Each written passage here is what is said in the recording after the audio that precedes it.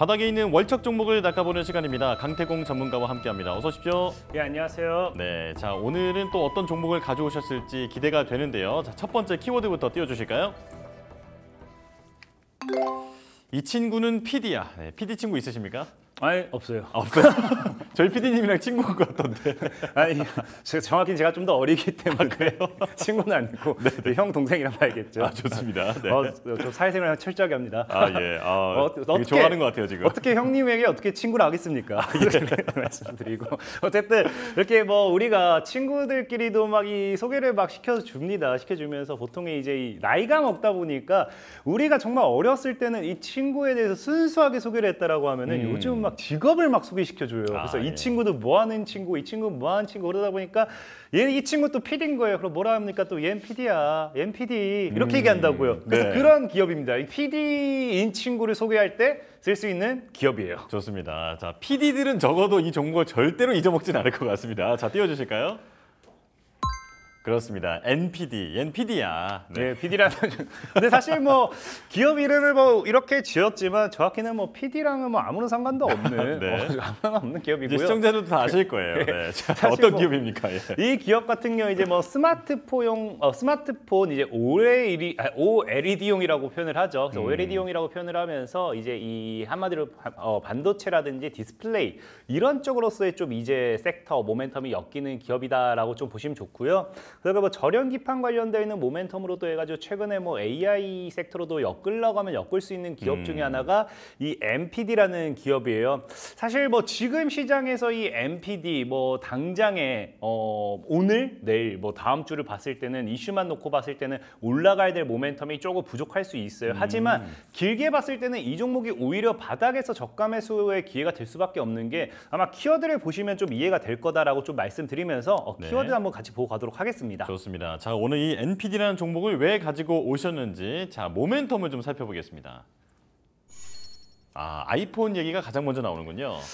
일단은 뭐 우리가 또 아이폰이 또 출시 예정이에요. 그러다 보니까 이게 아이폰이 얼마나 흥행을 하는지가 또 좀 중요한 부분인데 과거에도 이제 여러분들이 아이폰 사실 저는 그렇게 생각하는 게 삼성전자보다 이 아이폰의 흥행에 따라서 관련 수혜주들이 더 크게 올라가는 게 아닌가 좀 생각을 해봐요. 실질적으로 뭐 삼성전자가 뭐 차를 만드네 뭘 하네라고 하는 것보다 과거에도 뭐 애플이 뭐 아이폰 판매량 증가라든지 아니면 애플카를 만들겠다 뭐 이런 것들 아니면 뭐 비전 프로 뭐 이런 이야기가 나왔을 때 오히려 움직였던 것들이 더 컸던 만큼 시장에서는 아직까지는 뭐 국내는 삼성이 맞지만 해외 기업으로는 애플과 연관된 이런 것들 굉장히 좋아하는 것 같아요. 그러다 보니까 아이폰이 이제 또 우리가 이제 16, 뭐 이게 참 사실 표현하기가 어려워요. 옛날에는 뭐 2, 3 이렇게 하다가 이제는 전 영어를 잘 모르니까 한글로 표현하겠습니다. 네.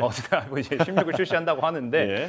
이제 이 9월에 이제 출시 예정이라고 이제 얘기를 해요. 근데 과거에도 여러분들이 이제 알겠지만 그 당시에 뭐 아이폰 X 뭐 이런 거 출시한다고 하면서 X가 10이었나요? 뭐 어떻게 출시한다고 하면서 관련 수혜주가 이게 굉장히 이게 뭐 흥행할 거다 이런 기대감만 가지고서도 뭐 인터플렉스였죠. 10배 수배 간다는 그런 이력도 있거든요. 그러다 보니까 이번에 특히나 아이폰 같은 경우는 이제 그 지금까지 AI에서 굉장히 뒤처져 있었습니다. 뒤처져 있다 보니 이번에 새롭게 이제 AI로서 좀 진출하는 그런 모멘텀이다 보니까 아무래도 좀 더 집중을 받을 수밖에 없는 상황이지 않나라고 좀 생각을 해봐요. 그렇기 때문에 이 아이폰의 흥행에 대해서 조금 우리가 지켜볼 필요는 있다라고 좀 말씀드리고 싶고 사실 근데 중요한 거는 그렇다라고 해서 이 NPD라는 기업이 이제 아이폰에 직접적으로서 뭐 부품이라든지 아까 OLED 이런 거를 공급하는 그런 기업은 아니에요. 원래는 기존에 어디에 공급을 하냐고 하면은 NPD라는 기업은 삼성 디스플레이와 이제 좀 연관이 큽니다. 삼성 디스플레이의 이제 부품 수주라든지 이런 것들 진행하게 되는데 과거에 이제 이 그 삼성 디스플레이죠. 엔비디가 아니라 삼성 디스플레이가 이제 애플, 그러니까 아이폰에 OLED를 수주했다라는 이제 수주 소식 이야기가 나와주면서 엔비디 역시도 과거에 애플 관련되어 있는 반사익 수혜주들, 아이폰 관련되어 있는 반사익 수혜주, 그러니까 엮으면 엮는 대로 그렇게 엮였던 이력이 있어요. 그러다 보니까 사실 뭐 직접적인 수혜는 삼성전자, 삼성 디스플레이의 이 직접적인 수혜가 예상이 되는 건 맞지만 내나 우리 뭐 과거에 어찌 됐든지 한 번이라도 이 엮여 있다라고 하면은 시장에서는 또 이제 아이폰 관련돼 있는 테마를 찾다 보면은 이 종목이 어쨌든 엮였었다라고 하면서 올라가는 그런 그 추세가 큽니다. 그렇기 네네. 때문에 그런 반사이익으로서 추가적인 상방이 나와주는지 좀 보면 좋을 것 같고요.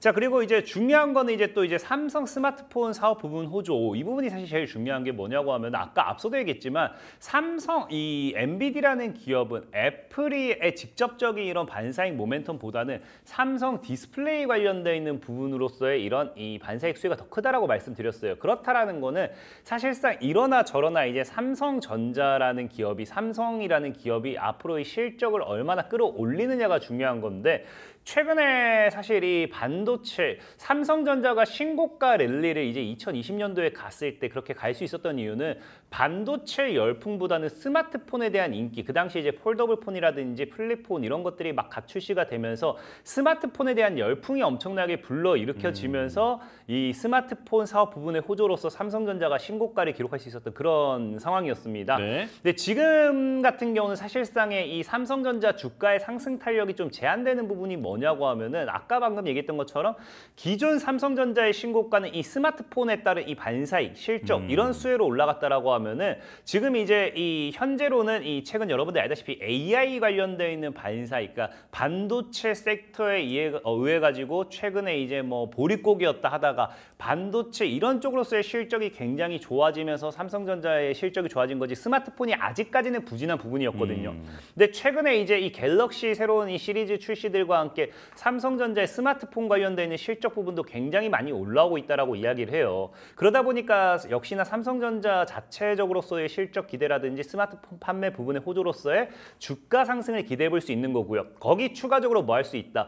이 엔비디라는 기업이 아까 말씀드렸다시피 엔피디라는 기업이 이 삼성의 이 디스플레이, 삼성 디스플레이 직접적인 OLED라든지 이런 이 절연기판 이런 것들을 수주를 하게 되면서 앞으로 이 AI 폰, 사실 스마트폰이라고 이제 표현을 안 할 거예요. 이제 스마트폰의 시대는 끝났고 이제는 AI 폰으로 넘어가는 시대입니다. 그렇기 때문에 이제 AI 핸드폰에 있어서의 앞으로의 강한 이 상승을 또 기대해 볼 수 있다라 말씀드릴 수 있는데, 실질적으로 어쨌든 뭐 NPD라는 종목, 지금 삼성 이 스마트폰이 살아나고 있다라는 게 NPD 자체적으로도 무엇을 보고 확인할 수 있냐고 하면은 기존에는 삼성 디스플레이를 통한 이런 수주 이런 것들이 삼성이 실적이 좋지 못한다고 하면 역시나 안 좋아요. 근데 최근에 이제 삼성의 스마트폰 실적이 이제 오다 보니까 NPD 역시도 지금 흑자 전환을 기록했습니다. 그래서 2분기에 흑자 전환을 기록하다 보니까 전에도 한번 말씀드렸다시피 적자였던 기업이 흑자 전환했을 때 오히려 주가에 더 강하고 가파른 상승 흐름을 탈 수 있을 거다라고 분명히 말씀을 드렸기 때문에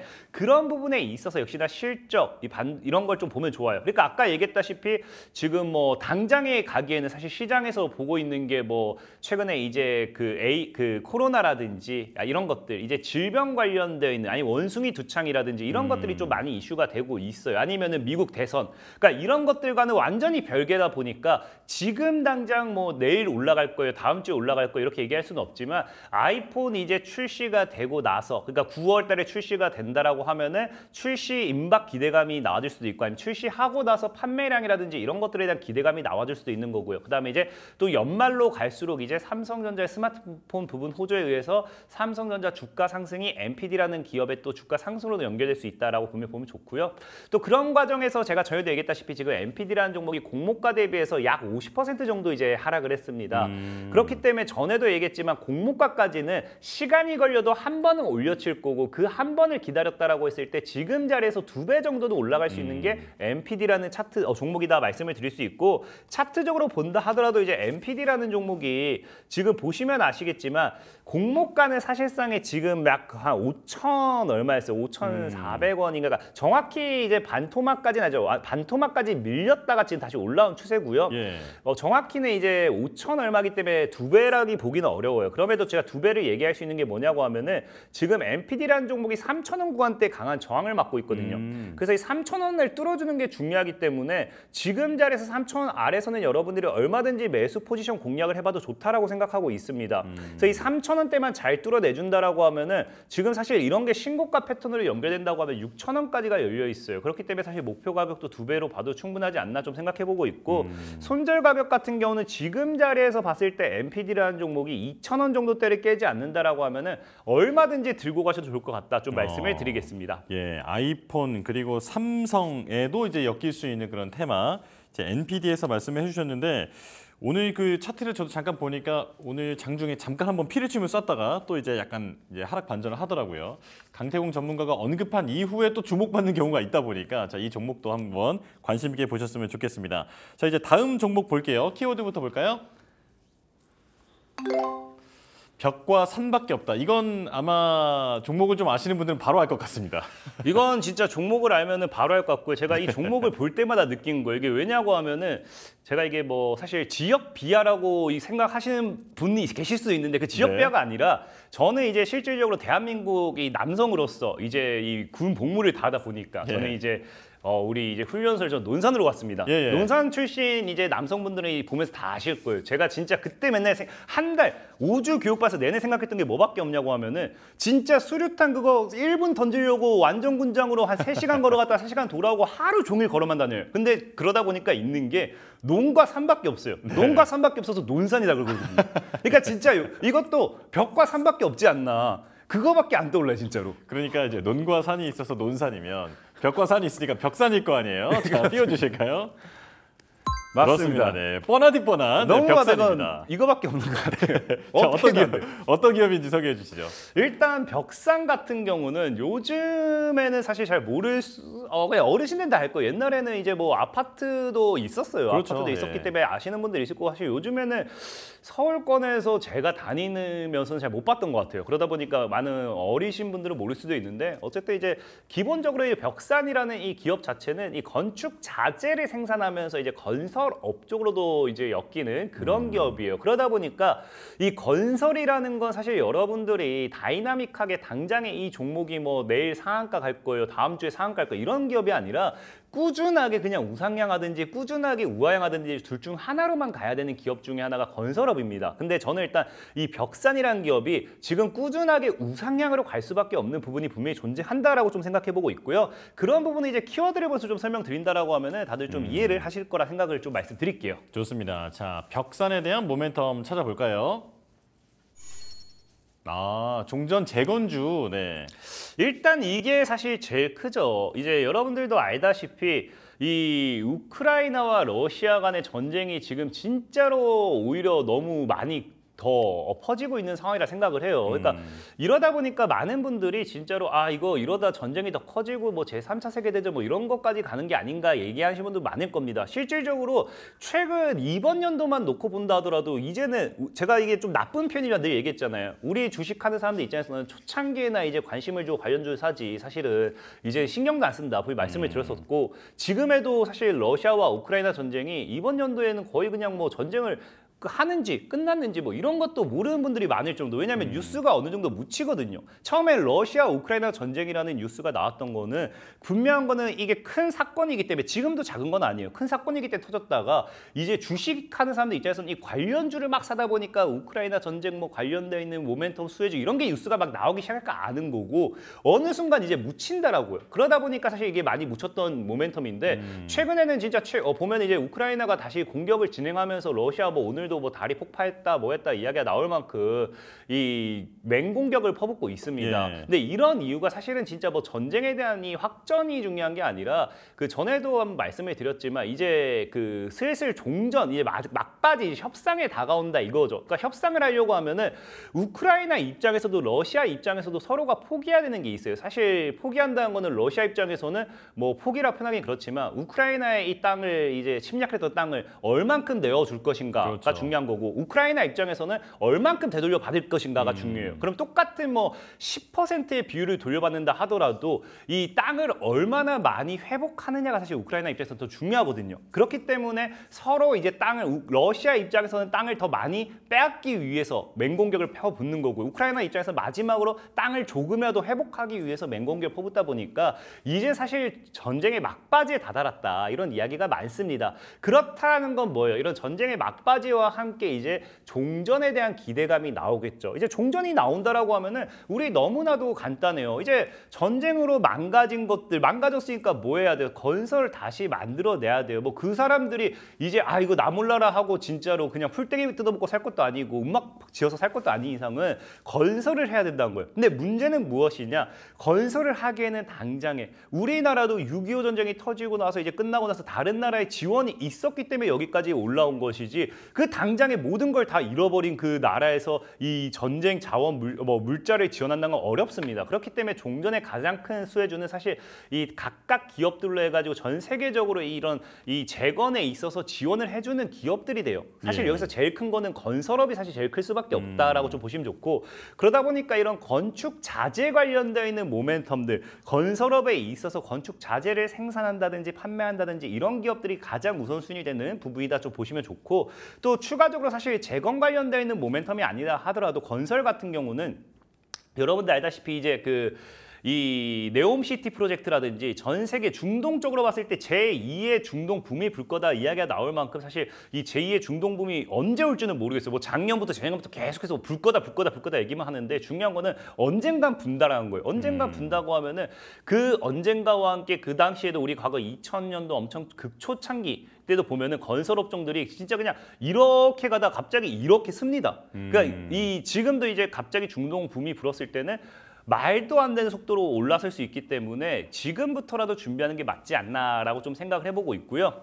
그리고 이제 두 번째로는 이제 2027년도에 대선에 있어서 정책 수혜에 대한 기대감이 있어요. 이게 뭐냐고 하면은 예전에도 얘기했지만 일단은 대선 보통 3년 전, 그러니까 3년 전에 그러니까 2027년도라고 하면 3년 전이 올해 2024년도고요. 올해 말부터는 이 정책 수혜주를 사야 된다라고 말씀을 드렸는데 우리가 지금 이제 각 당대표가 이제 다 정해지게 되면서 이 관련 인물에 대한 정책 수혜주가 이제 기대가 되는 상황이에요. 근데 중요한 건 뭐냐고 하면은 지금 이 부동산에 대한 정책, 이게 사실 예전에도 한번 얘기가 나왔던 거거든요. 근데 지금 이 타이밍이 굉장히 무서운 게 뭐냐? 지금 9월 달부터 금리 인하에 대한 기대감이 계속 나와주고 있습니다. 그러다 보니까 금리 인하를 하게 된다고 하면 우리나라 금리도 떨어질 수밖에 없어요. 그러면 다시 한번 이 사실 시장에서 나오는 이야기는 어떤 이야기가 나오느냐? 과거에 이제 정말 나왔던 이 영끌, 말도 안 되는 부동산 열풍이 지금 다시 시작하려는 조짐이 보인다라는 거예요. 그렇기 때문에 어떻게든 집값을 잡지 않으려고 뭐 하고 있습니까? 집값을 잡지 않으려고 뭐 그린벨트를 해제해가지고 공급량을 늘리겠다 뭐 이런 이야기도 나오는 거고요. 그러니까 집값이 지금 또다시 말도 안 되게 올라갈 거다라는 이 시장의 분위기가 나와주다 보니까 또다시 이슈를 받을 수밖에 없는 게 과거의 이런 특정 인물에 대한 정책 중 하나가 부동산 이 주택 공약이에요. 그러니까 당시에 280만 호죠. 그러니까 엄청나게 파격적인 부동산 이 물량을 공급을 함으로써 공급이 부족해가지고 우리가 사실 이 시장 경제라는 건 공급과 수요에 따라서 결정이 납니다. 그러니까 집이 많다라고 하면 사실상의 집값이 더 비싸야 될 이유도 없거든요. 그러다 보니까 과거에 뭐였습니까? 부동산 관련되는 정책으로서 이런 280만 호에 대한 파격적 공급 이런 데한 이 정책을 내걸면서 이 집값 상승을 막겠다 뭐 이런 이야기를 했어요. 그러다 보니까 이 벽산 같은 경우도 아까 얘기했다시피 건축 자재라고 했죠. 건축 자재로서 엮이면서 무기 단열재 생산한다라는 것이 이슈가 돼서 과거 지난 대통령 선거 때도 이 정부 정책 수혜주로서 이 부동산 주택 공약에 대한 수혜주로서 분명히 움직였다라는 거고 지금 아마 집값이 또 금리 인하와 함께 또 움직이기 시작한다라고 하면은 다시 한번 여당이든지 야당이든지 부동산에 대한 이런 정부 정책이 나올 거예요. 그러면은 또 이게 대통령이 어떤 인물이 얘기하느냐. 사실 뭐 여당에서 지금 윤석열 대통령이 뭐 이야기한다라고 하면은 뭐 정부 정책으로 움직이는 거고 만약에 이제 다른 인물이 얘기한다고 하면은 이 대통령 선거 후보로서의 이제 뭐 관련 수혜주로 움직이는 거니까 이게 완전 바뀌긴 해요. 어쨌든 어떻게 움직일지는 한번 지켜보면 좋을 것 같고 그런 관점에서 봤을 때 지금 이제 이 종전에 대한 기대감으로서 이런 재건 관련되어 있는 수혜주도 좋고 이제 금리 인하를 코앞에 두고서도 이제 갑작스럽게 금리 인하가 진행이 된다고 하면 지금 주담대가 또 증가한다고 해요. 그러다 보니까 그런 추세를 봤을 때도 그 추세에 맞게 이제 부동산 시장을 잡기 위해서 또 이제 어떠한 이 정책이 나와줬을 때 그런 이 건설 업종에 대한 이런 또 흐름 기대를 해볼 수 있다라고 좀 말씀을 드리고 싶고 특히나 이제 마지막으로 벽산이라는 종목이 사실 정말 많은 분들 기억 속에 잊혀질 만큼 하락밖에 안 했던 종목이에요. 그러다 저도 보니까 10년 차만 보니까 네. 예, 계속 미끄럼틀처럼 지금 내려가더라고요. 진짜로 그래서 지금 10년 만에 대하락 추세 돌파 기대라고 했는데 진짜 이게 10년 동안 하락을 했다라고 하면 잊혀지다 못해 그냥 이건 버림받은 종목입니다. 그러다 보니까 사실 이 종목 주식하는 사람들 입장으로서도 버림받았고요. 그다음에 실질적으로 벽산이라는 기업 이거 저 어릴 때는 그래도 당시에 뭐 어디 가면은 그 건물들을 좀 볼 수 있었는데 요즘은 사실 제가 제 추억 속에도 어디 있었나 기억할 만큼 못 찾겠거든요. 그만큼 어쨌든 정말 많이 잊혀진 기업인데 중요한 건 지금 이 10년 만에 이 하방 추세를 돌파했어요. 그래서 예. 벽산이라는 종목의 이 차트를 보면 알겠지만 이제 월봉상 차트를 봤을 때 지금 이 현재 지켜주는 구간대가 대략적으로 한 2,000원대입니다. 그 2,000원대를 지켜주다가 지금 현재로서 이렇게 뭐하기 시작했다. 대하락 추세에 돌파했어요. 그러니까 10년 만에 하락 추세를 돌파했던 거는 엄청난 강한 상승으로서 이어질 확률이 굉장히 크다라고 좀 생각을 해봐야 돼요. 그래서 지금 만약에 벽산이라는 종목이 사실 정말 아까 뭐 얘기했던 뭐 재건 관련되어 있는 기대감으로 갈지 아니면 이제 아까 또 방금 얘기했다시피 대통령 선거를 앞두고서 2027년 대선을 앞두고서 관련 뭐 후보자 특정 후보자의 인물 관련되어 있는 모멘텀으로 갈지는 지켜봐야 될 부분이지만 어쨌든 중요한 거는 이 종목이 10년 만에 대하락 추세를 돌파했기 때문에 어떤 모멘텀이 붙여주던 그거는 이제 거들 뿐이라는 거죠. 이제 주가가 앞으로 10년이나 응축됐던 만큼 강한 상승밖에 남지 않았다라고 좀 말씀을 드리고 싶고 그런 관점에서 봤을 때 지금 벽산이라는 종목 사실 2평 때도 지금 사실 다 돌파가 나와준 추세예요. 저는 현재 2,300원 아래로는 여러분들이 얼마든지 분할 매수 포지션 접근해도 괜찮겠다 좀 생각해보고 있습니다. 그래서 2,300원 돌파는지 보시면서 목표 가격은 개인적으로 사실은 뭐 진짜 뭐 12,000원까지 보세하고 싶긴 하지만 일단 그 앞에 산을 뚫어야 돼요. 5,000원 정도를 뚫어야 됩니다. 그래서 5,000원대를 뚫는지 보시면서 손절 가격 1,500원을 보고 가신다고 하면은 벽산이라는 종목 안정적인 매매 가능하겠다 좀 말씀을 드리겠습니다. 네, 만약 그렇다면 이제 그 매물대라고 하는 5,000원을 돌파를 하면 더 위로도 올라갈 수 있다 이렇게 보시는 건가요? 그렇죠. 일단 매물 사실 목표가를 저도 12,000원을 잡고 싶긴 해요. 아마 이번에 아마 금리 인하가 정말 진행이 되면서 우리나라 시장이 본격적으로 올라가 준다고 하면은 네네. 사실 벽산뿐만 아니라 모든 종목이 다 올라갈 거예요. 사실 그때는 뭐 그냥 강태공의 월척 종목이 아니라 그냥 여기 그냥 깔아놓고 아무거나 종이 뽑기해서 이거 사세요 해도 그 2배 갈 겁니다. 네네네. 그래서 사실 뭐 지금 시장만 봐주면 되기 때문에 아무 걱정 안 하셔도 돼요. 아, 알겠습니다. 자, 벽산에 대해서 설명을 해주셨는데요. 목표가는 5,000원. 자, 그리고 언제나 말씀드리는 거지만 변동성이라든지 그리고 또 강태공 전문가가 항상 손절 포인트를 말씀해 주시잖아요. 자, 이런 부분도 잘 지키셔야 한다는 점 기억하시기 바라겠습니다. 자, 강태공 전문가와 함께했습니다. 고맙습니다. 감사합니다.